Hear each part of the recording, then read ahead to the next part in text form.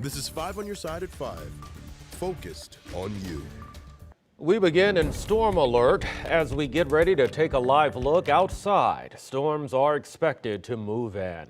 Thank you for joining us. I'm Brent Solomon in for Mike Bush. We are under a tornado watch right now. Weather First meteorologist Gary Frink joining me now with the very latest on these developing storms. Gary. Yeah, good evening, Brent. We are in storm alert as we have that tornado watch in place through 10 p.m. And as we look at Chesterfield, this is one of the areas that's under that tornado watch. That's about kind of the further westmost area that's going to be involved in that. And over the next several hours, we'll watch for development. You can see those clouds start to build, but nothing imminent. There is no active warning, not much going on. We still have this for another 5 hours. I want to show you who's involved in that, and that really goes pretty much any county bordering the river and then points to the east. So that's what you're dealing with through 10 o'clock. And we've started to see a few storms bubble up maybe just a little bit sooner now that we've over the last 30 minutes or so, and they're not really amounting to much, and these are just thunderstorms. That's fine. But I still think that over the next hour, we'll see maybe more development that could strengthen these storms and start to impact us in more ways as we look even a little further north. And further north out of our area, that's where we've seen probably the most coverage, where we've had a couple of active tornado warnings. They have been out of our area, but we still remain in this tornado watch through 10 o'clock. Temperatures have come down to 90. You can see where that front has settled in. It's to the north, and as that continues to move to the southeast, we'll see are more storms develop along that. So now through 10 o'clock, a brief tornado is going to be possible in a few locations.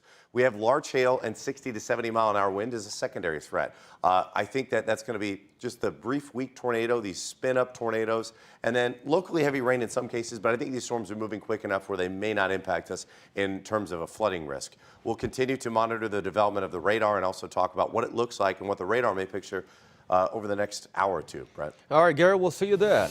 Well, today was supposed to be the first Sunday for the All Things New restructuring plan. The Archdiocese consolidation of 178 parishes into 134 now on pause as several parishes appeal. 1 week ago, at least 7 churches in our area believed they were worshiping together for the final time. But today, they came together for Mass yet again.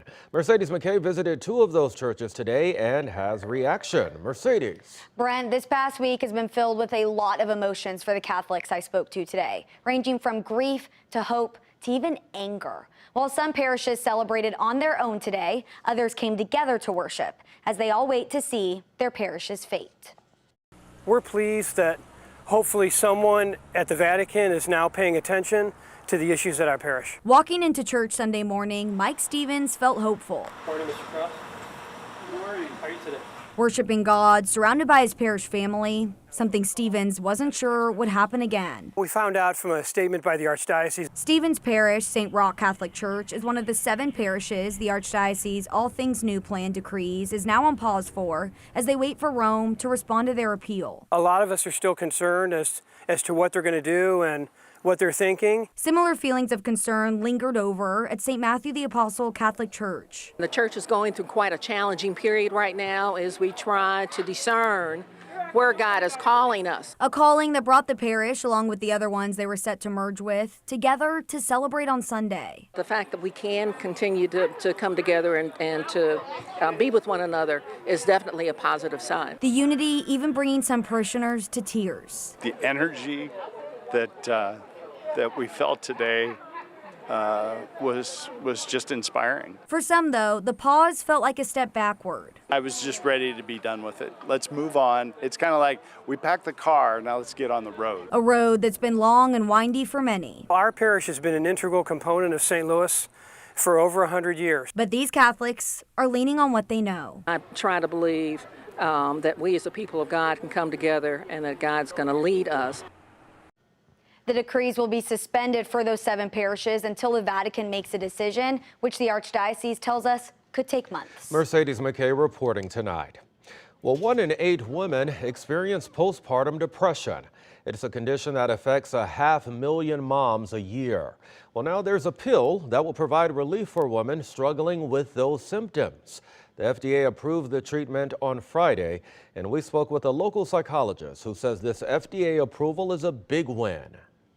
Postpartum depression is a health epidemic. It interferes with mom's mental health and well-being. It can create delays in child development, and it can really undo having a great experience of having a child. The medication is called zuranolone. It is taken daily for 2 weeks. In clinical trials, it improved depression symptoms among new mothers as early as 3 days after they started the medication. Last week, Mayor Tashara Jones signed an ordinance that strengthens restrictions around openly carrying guns. The passage of this ordinance means no one under 18 can carry a gun in public. It also allows local law enforcement to enforce the federal ban on minors carrying guns. A retired judge spoke with political editor Mark Maxwell on the most recent episode of The Record. This type of regulation, which is not an absolute ban and does not impose insuperable barriers on people being able to carry weapons, but is a licensing regulation of a type that historically has been upheld. That's Judge Durker, who believes state courts will uphold the measure. To watch the full interview, text the word record to 314-425-5355. Don't forget to tune in to The Record with Mark Maxwell every Thursday on 5+. Continued legal trouble for former President Trump. What voters are saying about how the indictment could impact their decision. And celebrating a former service member, how the Cardinals honored a Korean veteran today.